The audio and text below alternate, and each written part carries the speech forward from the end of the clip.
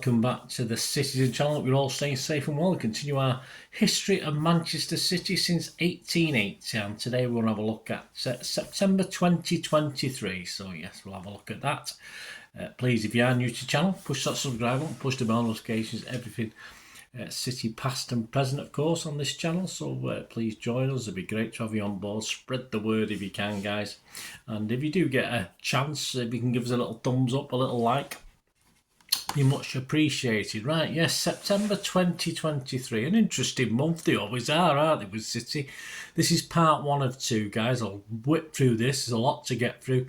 On the 1st of September, still loan deals going on, even though the transfer window had shut, and Cancelo is back on his way to Barcelona again. So one day we might get a few quid for him, but we'll have to see, won't we?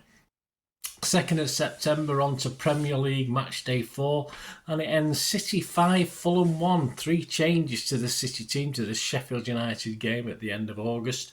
Ederson, Walker, Diaz, Akanji, Aki, Rodri, Kovacic, Foden, Alvarez, Doku and Haaland. Key moments, first half, 31 minutes, not a lot till Julian Alvarez taps in a Haaland ball squared across the edge of the 6-yard box to give City the lead.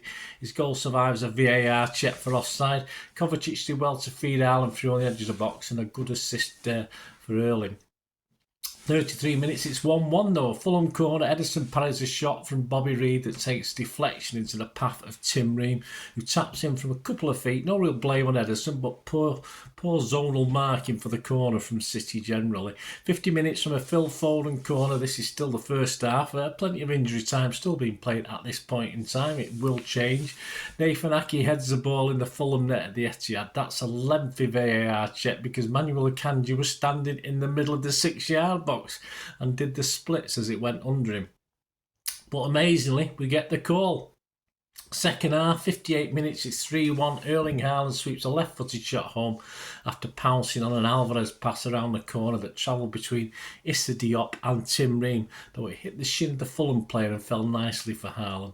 70 minutes, 4-1. Erling Haaland scores his second goal of the game from the spot, lashing the ball into the top corner after Issa Diop was correctly penalised for fouling Julian Alvarez just inside the box. Another 6 minutes added in the second half, and on 95 minutes, 5-1. Erling wrapped up the 7th hat-trick of his City career to date by converting a Sergio Gomez pullback deep in injury time. Very good work by Gomez down the line, fooling the defender before pulling it back. Debuts as late subs for Doku and Bob in this one. Match stats, shots 7 for us, 5 on target. Wasn't that boring a game, was it? 6 for them, 4 on target. We had 68% possession. Percentage accuracy of passes, 89% for us, 81% for them. XG philosophy, 2.23 for City, so we overperformed there. 1.53 for Fulham. City's and my man of the match for this one were Haaland. Straight back on penalty duty after last week's miss. Ended with 3 goals and an assist. Not bad, I suppose. I give him 9. And Mr. Bukowski gave him 9 as well in the Manchester Evening News. Great game. Doku on his game. Before the game, I was a little bit nervous. My first game playing for a big club like this. I tried my best to help the team as much as possible.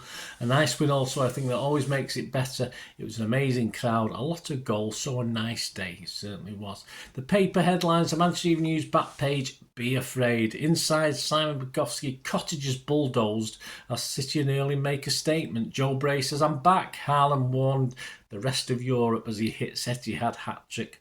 Foden feels alive, supporting striker is a headline. Simon Mullock of the Sunday Mirror said, Silva learns hard way. Marco fumes at VAR as City ace at the 3-0 time. Yeah, wondering about VAR. You got beat 5-1, mate. Calm down. Phil Thomas, the Sun on Sunday, lending a hand. See what he did there? Ref's offside error before Earl runs riot again. Well, who says it was an error? I thought it was definitely not offside. 4th of September 2023. Old Grealish pulls out the England squad due to injury. 5th of September 2023. The 2023 FIFA World Club draw has been made in Jeddah, with City now knowing our potential semi-final opponents. City will take on the winners of the second round tie between Mexican side Club Leon and Japanese outfit Urawa Red Diamonds for a place in the final. I like cups that start at the semis. I mean, we need more of those, don't we? Could have done with a few of those in the 80s and 90s and the O's, couldn't we? But yeah, it's nice to have a cup that starts in the last four, isn't it, for us? 6th of September, Rodri was voted the Etihad Player of the Month for August. There were 14,000 votes cast, with Rodrigo earning 51% of them to come out on top. An incredible 7 current City players have been nominated for the 2023 Ballon d'Or. Not that I'm not bothered, but hey, some people are. Alves, KDB, Diaz, Gvardiol, Haaland, Rodri and Bernardo. And Ederson has once again been nominated for the Yashin Trophy after another impressive spell between the sticks. Former City captain Ilkay Gundogan has also been nominated following his major contributions to our treble-winning campaign.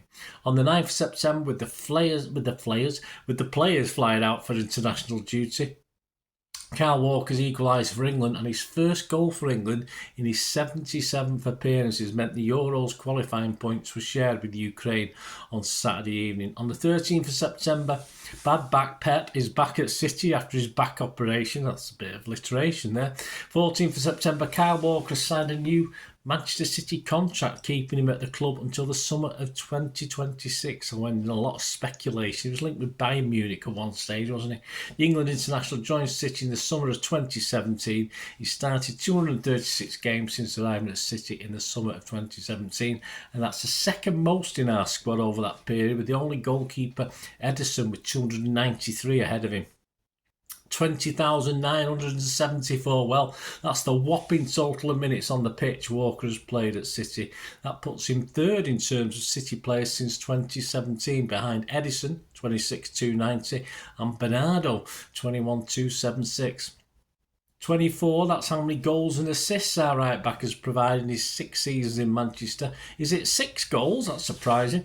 3 in the Premier League, 1 in each the Champions League, FA Cup and League Cup. 14 of his assists have been recorded in the top flight, 2 in the League Cup and 1 in the FA Cup and Champions League. On the 15th of September, Jack Grealish, John Stones and Mateo Kovacic joined KDB on the injured list. Yes, it's looking bad. 15th of September, the CFA, the Academy, has a new name now. New sponsors, Joie Stadium, stepped in Joie, a baby gear company. The Joie Stadium is then. 16th of September, you get another game. West Ham 1, Manchester City 3 in the Premier League match day 5. The starting 11 that day, 2 changes to the Fulham game. Ederson, Walker, Akanji, Diaz, Gvardiol, Rodri, Bernardo, Doku, Foden, Alves and Haaland. Quick match report. First half, despite City dominating and going at half-time 1 down. Yeah, we were looking a little suspect from a couple of corners West Ham had, but their goal was far too easy. On 36 minutes, Koufal fed Bowen down the right and was short of numbers in the middle. A pinpoint cross to the diving head of that pain in the bum James Ward-Prowse, who likes scoring against us, put them in the lead. Haaland sadly was the main culprit for City misses, missing 2 good half chances and 1 remarkable goal-mouth scramble where headers and shots were blocked before Gvardiol saw his header tipped over by Areola. Despite 17 shots to the Hammers 3, we went in 1-0 down. Better needed. Doku was our star man in that first half, according to me. Second half, 46 minutes, a great start as Alvarez finds Doku with lots to do, but he cuts inside and buries it into the far corner. It's 1-1. West Ham still looked dangerous on the brief forays forward. Their best chances, Antonio broke through, Diaz floundering, but pushed it a little too far, and Ederson managed to pounce to block and hold. But City deservedly found a way through, despite heroics from Areola denying Haaland's acrobatics, and he beaten like a free kick from Alvarez. The post comes to the Hammers' rescue, but 76 minutes, it's 2-1 as Alvarez scoops and little Bernardo gets his foot high to guide it past Areola and into the corner. Finally, on 86 minutes, we put it to bed and Haaland gets a goal as Alvarez finds Bernardo, who crosses for Early, who fires home superbly, and a deserved 3-1 to City. Match stats: 6 shots for West Ham, 3 on target, 29 shots for City, 15 on target. We had 69% possession. XG philosophy, 0.98 for West Ham, 3.34 for City. Man of the match, well, it had to be Doku, didn't it? Pep claims Alvarez is almost undroppable. Almost. Headlines, Daily Mirror's Tom Hopkinson wrote, "Forever in blue jeans." Pep says awesome Kyle definitely has the XY factor, declaring his mum and dad gave him something that others simply don't have. Alvarez was Mirror's star man. Manchester Evening News back pages Sunday and Monday. City's rod of iron. Midfielder fires warning over squad strength. 5 from 5. City continue a 100% record. Inside the paper, Isaac Johnson, Doku reveals what Guardiola told him to do against the Hammers. Simon Bukowski's City turn a difficult afternoon into smooth progress. Bernardo was Simon Bukowski's top-rated man. Sunday Express on the back page, on a roll, City slicker Haaland keeps perfect record well intact. And inside, Ryan Taylor writes, Pep's doc and goal star. See what he did there?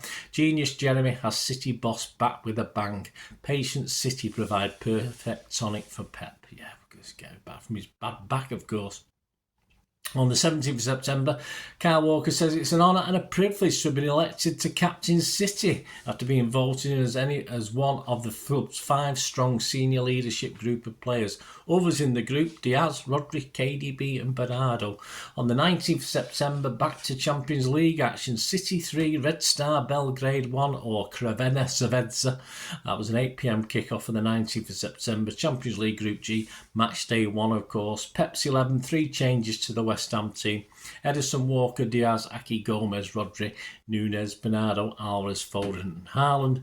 Match report, first half, overall Glazer, the keeper, not too United, makes a meal of every shot. Not a good keeper this one, that was my first impression and he wasn't. 25 minutes, Haaland smacks the bar with a header from close in. Foden crossed that one. Overall for Haaland, a frustrating night, could have done better with 2 or 3, unlucky with just as many others. 31 minutes, the first real decent save from Glazer from a good Aki header from a corner. 40 minutes, Foden with all the goals ahead at head straight at Glazer from a good Gomez cross. 44 minutes, Bernardo is off injured, Doku comes on. 46 minutes, despite a flag for the VAR check, the VAR check gives a goal. As against all odds, Red Star go in 1-0 up at half-time, a bit like West Ham, isn't it?